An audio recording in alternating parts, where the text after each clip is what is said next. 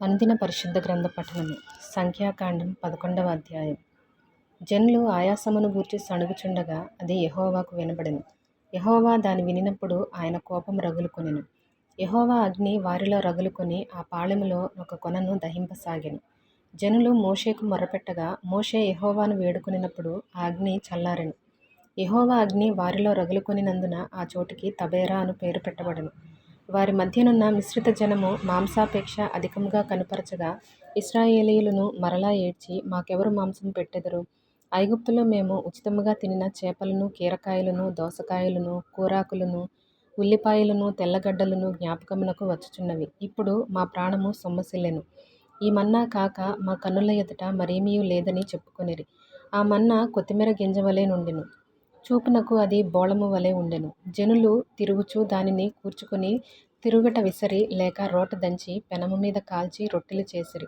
దాని రుచి క్రొత్త నూనె రుచివలె ఉండెను. రాత్రియందు మంచు పాళెము మీద కురిసినప్పుడు ఆ మన్నా దాని వెంటనే పడెను. జనులు తమ తమ కుటుంబములలో ఎవరి గుడారపు ద్వారమునొద్ద వారు ఏడ్వగా మోషే వినెను. యెహోవా కోపము బహుగా రగులుకొనెను. వారు ఏడ్చుట మోషే దృష్టికిని చెడ్డదిగా ఉండెను. కాగా మోషే యెహోవాతో ఇట్లనెను. నీవేళ నీ సేవకుని బాధించితివి? నా మీద నీ కటాక్షము రానియక ఈ జనులందరి భారమును నా మీద పెట్టనేలా? నేనే ఈ సర్వసమాజమును గర్భమున ధరించితినా? నేనే వీరిని కంటినా?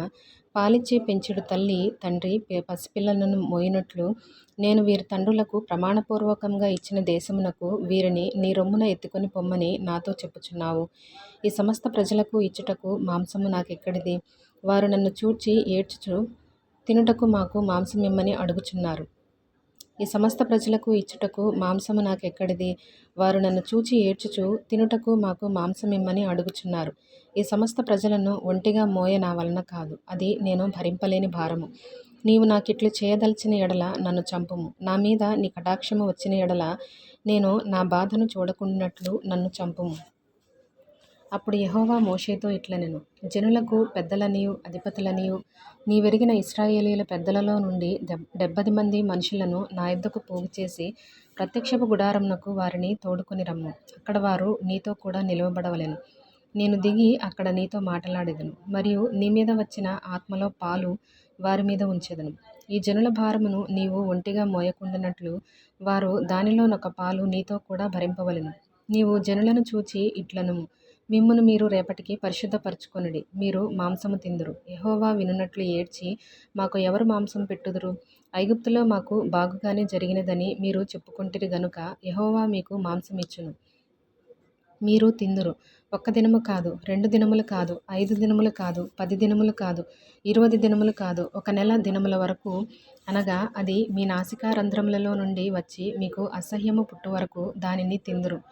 ఏలయనగా మీరు మీ మధ్యనున్న యెహోవాను నిర్లక్ష్యము చేసి ఆయన సన్నిధిని ఏడ్చి ఐగుప్తులో నుండి ఎందుకు వచ్చితిమనుకొంటిరి? అందుకు మోషే, నేను ఈ జనుల మధ్య ఉన్నాను. వారు 6 లక్షల పాదచారులు. వారు నెల దినములు తినుటకు వారికి మాంసమిచ్చెదనని చెప్పితిని. వారు తృప్తిగా తినునట్లు వారి నిమిత్తము గొర్రెలను పశువులను వధింపవలెనా? వారు తృప్తిగా తినునట్లు సముద్రపు చేపలన్నీయు వారి నిమిత్తము కూర్చవలెనా అనెను. అందుకు యెహోవా మోషేతో ఇట్లనెను. యెహోవా బాహుబలము తక్కువైనదా? నా మాట నీ ఎడల నెరవేరునో లేదో ఇప్పుడు చూచెదవు. మోషే బయటికి వచ్చి యెహోవా మాటలను జనులతో చెప్పి జనుల పెద్దలలో నుండి 70 మంది మనుషులను పోగుచేసి గుడారము చుట్టూ వారిని నిలువబెట్టగా యెహోవా మేఘములో దిగి అతనితో మాటలాడి అతని మీద వచ్చిన ఆత్మలో పాలు ఆ 70 మంది పెద్దల మీద ఉంచెను. కావున ఆ ఆత్మ వారి మీద నిలిచినప్పుడు వారు ప్రవచించిరి గాని మరలా ప్రవచింపలేదు. ఆ మనుషులలో నిద్దరు పాళెములో నిలిచియుండిరి. వారిలో ఒకని పేరు ఎల్దాదు, రెండవ వాని పేరు మేదాదు. వారి మీదను ఆత్మ నిలిచియుండెను. వారు వ్రాయబడిన వారిలోనూ ఉండియు వారు గుడారమునకు వెళ్ళక తమ పాళెములోనే ప్రవచించిరి. అప్పుడు ఒక యవనుడు మోషే యొద్దకు పరిగెత్తి వచ్చి ఎల్దాదు మేదాదులు పాళెములో ప్రవచించుచున్నారని చెప్పగా మోషే ఏర్పరచుకొనిన వారిలో నూను కుమారుడును మోషేకు పరిచారకుడునైన యెహోషువ, మోషే నా ప్రభువా, వారిని నిషేధింపుమని చెప్పెను. అందుకు మోషే, నా నిమిత్తము నీకు రోషము వచ్చెనా? యెహోవా ప్రజలందరును ప్రవక్తలగునట్లు యెహోవా తన ఆత్మను వారి మీద ఉంచునుగాక అని అతనితో అనెను. అప్పుడు మోషేయు ఇశ్రాయేలీయుల పెద్దలను పాళెములోనికి వెళ్ళిరి. తరువాత యెహోవా సన్నిధి నుండి ఒక గాలి బయలుదేరి సముద్రము నుండి పూరేళ్లను రప్పించి పాళెము చుట్టూ ఈ ప్రక్కను ఆ ప్రక్కను దిన ప్రయాణమంత దూరము వరకు భూమి మీద 2 మూరల ఎత్తున వాటిని పడజేసెను. కావున జనులు ఆ దినమంతయు ఆ రాత్రి అంతయు మరుసటి దినమంతయు లేచి ఆ పూరేళ్లను కూర్చుకొనుచుండిరి. తక్కువ కూర్చుకొనిన వాడు 100 తూములను కూర్చుకొనెను. తరువాత వారు తమ కొరకు పాళెము చుట్టూ వాటిని పరిచిరి. ఆ మాంసము ఇంకా వారి పండ్ల సందున ఉండగానే అది నమలక మునుపే యెహోవా కోపము జనుల మీద రగులుకొనెను. యెహోవా తెగులు చేత వారిని బహుగా బాధించెను. మాంసాపేక్షగల వారిని జనులు అక్కడ పాతిపెట్టినందున ఆ స్థలమునకు కిబ్రోతు హత్తావా అను పేరు పెట్టబడెను. జనులు కిబ్రోతు హత్తావా నుండి హజేరోతుకు ప్రయాణమై పోయి హజేరోతులో దిగిరి. 12వ అధ్యాయం. మోషే కూషు దేశపు స్త్రీని పెండ్లి చేసుకొనియుండెను గనుక అతడు పెండ్లి చేసుకొనిన ఆ స్త్రీని బట్టి మిర్యాము అహరోనులు అతనికి విరోధముగా మాటలాడిరి. వారు మోషే చేత మాత్రమే యెహోవా పలికించిన ఆయన మా చేత పలికింపలేదా అని చెప్పుకొనగా యెహోవా ఆ మాట వినెను. మోషే భూమి మీదనున్న వారందరిలో మిక్కిలి సాత్వికుడు. యెహోవా మీరు ముగ్గురు ప్రత్యక్షపు గుడారమునకు రండని హఠాత్తుగా మోషే అహరోను మిర్యాములకు ఆజ్ఞనిచ్చెను. ఆ ముగ్గురు రాగా యెహోవా మేఘస్తంభంలో దిగి ప్రత్యక్షపు గుడారము యొక్క ద్వారమునొద్ద నిలిచి అహరోను మిర్యాములను పిలిచెను. వారిద్దరూ రాగా ఆయన నా మాటలు వినుడి. మీలో ప్రవక్తయుండిన ఎడల యెహోవానగు నేను దర్శనమిచ్చి అతడు నన్ను తెలుసుకొనున్నట్లు కలలో అతనితో మాటలాడుదును. నా సేవకుడైన మోషే అట్టివాడు కాడు. అతడు నా ఇల్లంతటిలో నమ్మకమైన వాడు. నేను గూఢభావములతో కాదు దర్శనమిచ్చి ముఖాముఖిగా అతనితో మాటలాడుదును. అతడు యెహోవా స్వరూపమును నిదానించి చూచును. కాబట్టి నా సేవకుడైన మోషేకు విరోధముగా మాటలాడుటకు మీరేల భయపడలేదనెను. యెహోవా కోపము వారి మీద రగులుకొనగా ఆయన వెళ్ళిపోయెను. మేఘమును ఆ ప్రత్యక్షపు గుడారము మీద నుండి ఎత్తబడెను. అప్పుడు మిర్యాము హిమము వంటి తెల్లని కుష్టుకలదాయెను. అహరోను మిర్యాము వైపు చూచినప్పుడు ఆమె కుష్టుకలదిగా కనబడెను.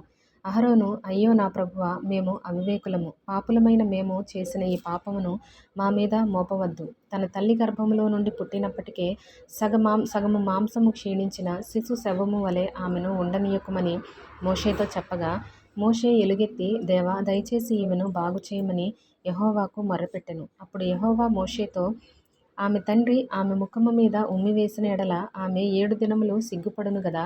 ఆమె పాళెము వెలుపల 7 దినములు ప్రత్యేకముగా ఉండవలెను. తరువాత ఆమెను చేర్చుకొనవలెను.